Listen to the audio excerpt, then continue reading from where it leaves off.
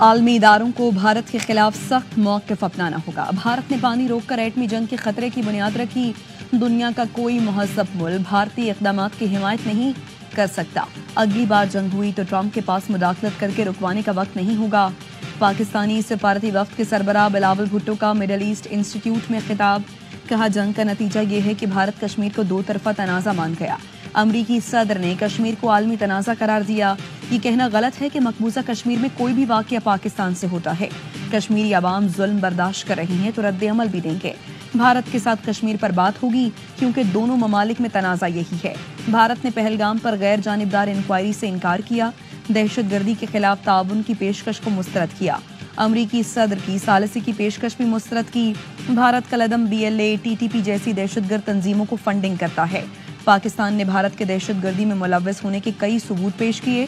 بھارتی حاضر service navy افسر کلبھوشن کی گرفتاری واضح ثبوت ہے۔ واشنگٹن میں پاکستانی سفارت خانے کا پارلیمانی وفد کے اعزاز میں استقبالیہ۔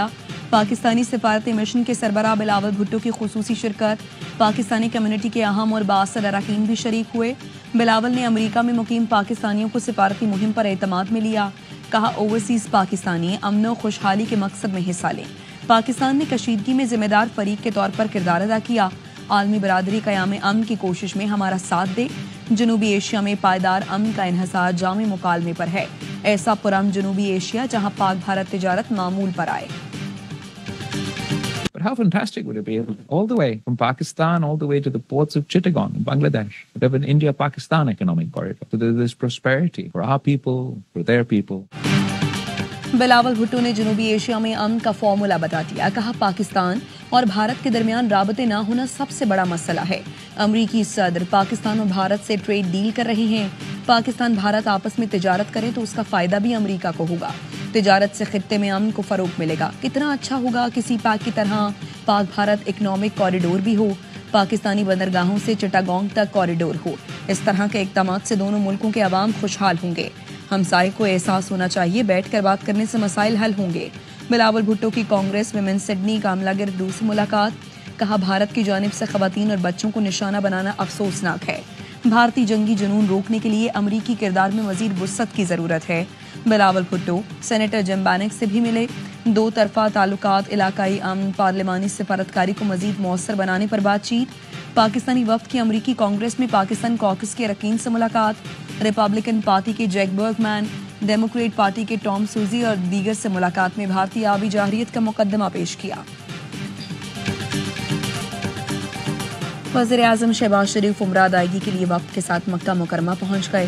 نائب وزیر اعظم اسحاق ڈار، فیلڈ مارشل سید عاصم منیر بھی ہمراہ ہیں۔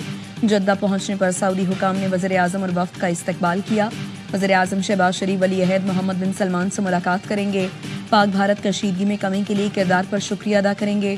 دو طرفہ تعاون، تجارت، سرمایہ کاری، علاقائی امن اور سلامتی کے امور پر بھی بات ہوگی۔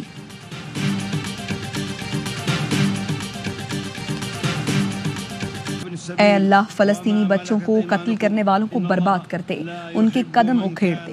فلسطین ہمیں ہمارے بھائیوں کو دشمن پر غالب فرما دے۔ خطبہ حج میں فلسطین کے مسلمانوں کے لیے خصوصی دعا۔ مسجد نمرہ میں خطبہ حج دیتے ہوئے شیخ صالح بن حمید نے کہا تقوی اختیار کرو، اللہ کی پکڑ بہت سخت ہے۔ تقوی اختیار کرنا ایمان والوں کی شان ہے۔ عہد کی پاسداری کرو، لوگوں کے ساتھ صلح رحمی سے پیش آؤ، دشمن کو معاف کر دو، اللہ تمہیں دوست بنا لے گا۔ یہ بھی بتایا کہ اللہ کسی تکبر، غرور کرنے والوں کو پسند نہیں کرتا۔ شیطان تمہارے درمیان دوریاں ڈالتا ہے۔ رب کے سوا غیر کو مت پکارو، رب کے سوا کسی غیر کی عبادت نہ کرو۔ عازمین حج میدان عرفات میں جمع ہوئے۔ خطبہ حج کے بعد ظہر اور عصر کی نمازیں اکٹھی ادا کی گئیں۔ سورج ڈھلنے پر حجاج کرام عرفات سے مزدلفہ روانہ ہوئے۔ حاجی آج کی رات کھلے آسمان تلے گزاریں گے۔ شیطان کو مارنے کے لیے کنکریاں جمع کریں گے۔ فجر کے بعد حجاج رمی جمرات کے لیے مینا جائیں گے، جس کے بعد حجاج قربانی کریں گے، سر منڈوائیں گے اور احرام کھول دیں گے۔ بھارت کا پانی کا گھمنڈ بھی خاک میں ملائیں گے، پیٹ کاٹ کر پانی کے ذخائر بنائیں گے۔ وزیر اعظم شہباز شریف کا آبی ذخائر سے متعلق اہم اجلاس سے خطاب۔ کہا آبی جارحیت روکنے کے لیے بھی ہم سب متحد ہیں۔ پانی کے ذخائر نہ بنائے تو اگلی نسلیں معاف نہیں کریں گی۔ بھارت جنگ میں شکست کے بعد پانی بند کرنے کی دھمکیاں دے رہا ہے۔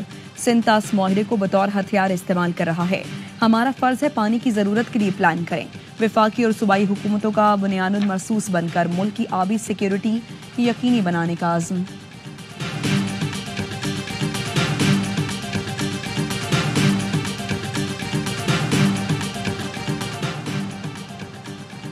अमेरिका और चीन में बर्फ पिघलने लगी। डोनाल्ड ट्रंप का चीनी सदर शी जिनपिंग को टेलीफोन, 1.5 घंटे तवील गुफ्तगू में टैरिफ और दो तरफा ताल्लुकात पर बातचीत। दोनों सदर ने एक दूसरे को दौरों को दावत भी दी। डोनाल्ड ट्रंप ने शी जिनपिंग से बातचीत को मुस्करार देते हुए कहा, दोनों मुल्कों की टीमें जल्द मुलाकात करेंगी। चीनी सदर के साथ ज्यादातर गुफ्तगू तिजारत पर मरकूज रही। रूस, यूक्रेन और ईरान पर कोई बात नहीं हुई। शी जिनपिंग ने कहा, अमेरिका को ताइवान के मामले में एहतियात बरतनी चाहिए। तलबा और टेक्नोलॉजी पर पाबंदियां तिजारती माहिरे की खिलाफ वर्जी हैं। दोनों मुल्कों को गलत फहमियां दूर करके ताउन को बढ़ाना चाहिए। ताल्लुकात में हर किस्म की मुदाखलत और तखरीबकारी को खत्म करना जरूरी है। चीन और अमेरिका के लिए डायलॉग और ताउन दुरुस्त इंतखाब होगा। हुकूमत से निकलने के बाद एलॉन मस्क की सदर ट्रंप पर तनकीद, $4 ट्रिलियन का बिग ब्यूटी बिल मुझे नहीं दिखाया गया। मेरे बगैर ट्रंप इलेक्शन हार जाते और ईरान का कंट्रोल डेमोक्रेट्स को मिल जाता। सदर ट्रंप ने रद्द अमल में कहा, एलॉन मस्क की तनकीद से बहुत मायूसी हुई, वो बिल से बाखूबी आगाह थे। सफरी पाबंदियों का फैसला अमरीकियों की सलामती को यकीनी बनाने के लिए है। अमरीकी महकमा खारजा के नायब तर्जमान टॉमी पिक्ट की प्रेस कॉन्फ्रेंस, अमरीका आने वालों की जांच पड़ताल को मजीद सख्त किया जा रहा है। सफरी पाबंदी वाले ममालिक से जांच पड़ताल को बेहतर करने के लिए राबते गए हैं। अमरीका इस वक्त इसराइल के साथ खड़ा है। ईरान को वाज़ेह कर दिया, जौहरी हथियार हासिल नहीं करने देंगे। सदर ट्रंप वाज़ेह कर चुके हैं, यूक्रेन रूस जंग अब बंद होनी चाहिए। रूस यूक्रेन के दरमियान बराह रास्त बातचीत देखना चाहता है। पैदार से सुए हरम तक शाम का गाजी अल मोहम्मद सजाए मौत से 30 मिनट पहले आज़ाद हुआ। तख्ता दार पे जाने से पहले बशारुल असद का तख्ता उलट गया। आज गाजी अल मोहम्मद हज करने की हिजाज मुकद्दस में मौजूद है। वज़ीर आला पंजाब मरियम नवाज की क़यादत में एनवायरनमेंट प्रोटेक्शन फोर्स के साथ अलामती मार्च, माहौल के तहफ़्फ़ुज़ के अज़्म का इजहार। मार्च का मकसद आलूदगी, प्लास्टिक थैलों की रोकथाम की अहमियत उजागर करना था।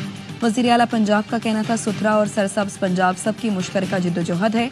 प्लास्टिक से फैलने वाली आलूदगी से निजात बीमारियों से निजात है।